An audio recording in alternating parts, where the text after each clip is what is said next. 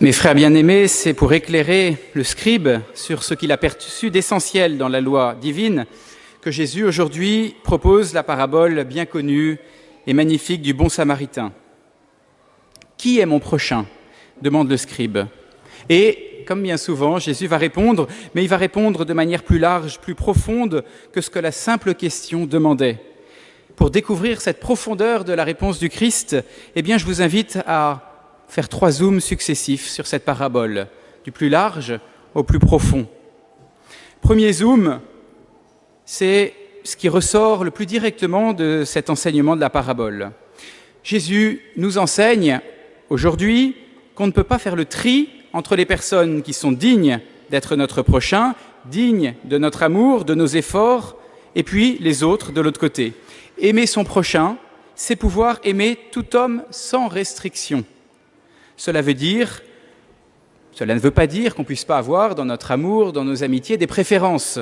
Évidemment, on doit un amour plus grand aux membres de sa famille qu'à ses amis, plus grand à ses amis qu'à ses voisins, plus grand à ses voisins qu'à un étranger. Il y a un ordre naturel des choses, oui.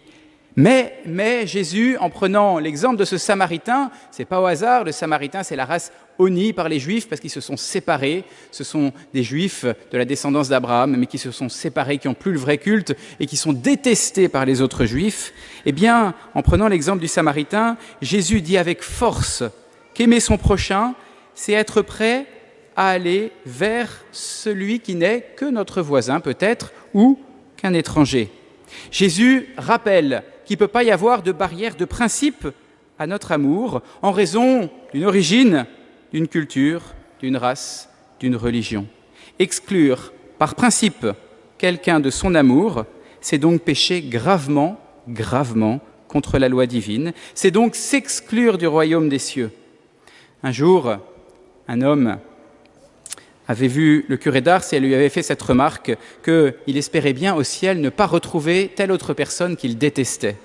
Et le saint curé d'Ars lui avait dit « Rassurez-vous, si vous ne changez pas d'attitude du cœur, vous ne risquez pas de le retrouver au ciel, car le ciel est fermé au mépris ou à la haine. » Oui, nous devons aimer tout homme et toute distinction de notre amour en fonction de la race, notamment du racisme, est un péché grave.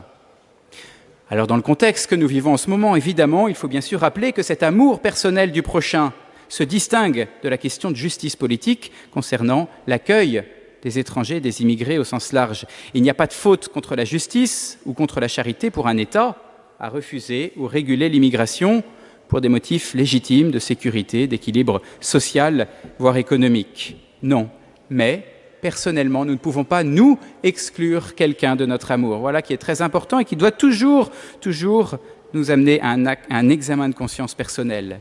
Et plus loin, encore plus loin, Jésus ira, non pas dans cette parabole, mais dans d'autres, dans son grand sermon sur la montagne, il invitera à aller encore plus loin pour ne pas exclure de notre amour même ceux qui sont nos ennemis, même ceux qui nous ont fait du mal.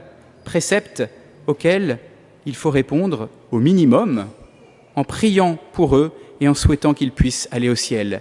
Aimer ses ennemis, c'est au moins prier pour eux et vouloir qu'ils puissent un jour être sauvés. C'était le premier zoom, le plus large, celui qui ressort le plus évidemment de cette parabole.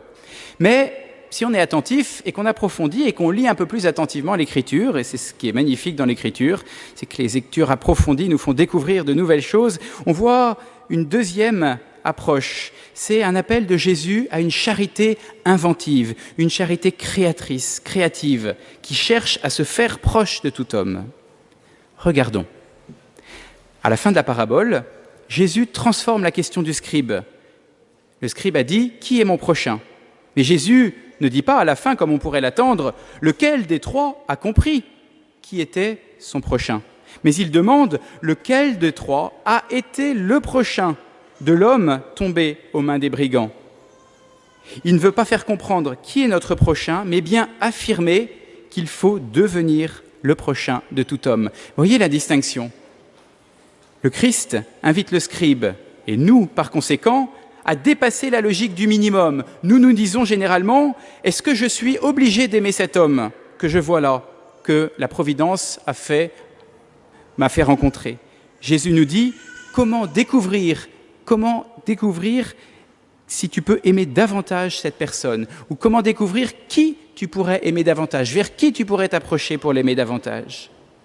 La clé de cette parabole, de ce second zoom, c'est qu'il n'appartient pas au prochain d'être mon prochain, mais que cela est de ma responsabilité. Si je ne me fais pas le prochain d'autrui, si je ne m'approche pas de mon prochain, eh bien je ne suis pas dans la logique de l'Évangile. En d'autres termes, n'attendons pas que l'autre s'approche de moi pour le considérer comme notre prochain, mais faisons le premier pas.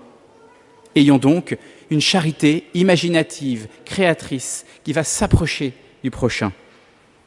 Bien concrètement, par exemple, en famille, des parents peuvent se demander comment devenir davantage le prochain de tel ou tel enfant avec lequel, peut-être, à telle époque de la vie, par exemple l'adolescence, eh bien, ils ont un petit peu plus de mal. Comment être plus proche de ce prochain qui est pourtant là, à côté de moi tout le temps? En couple, on peut se demander comment faire davantage plaisir à son conjoint pour être plus proche de lui et non pas simplement, ce qui est déjà bien, comment rester patient, c'est-à-dire ne pas manquer de charité avec mon conjoint, mais comment être plus charitable, faire plus de choses délicates pour mon conjoint.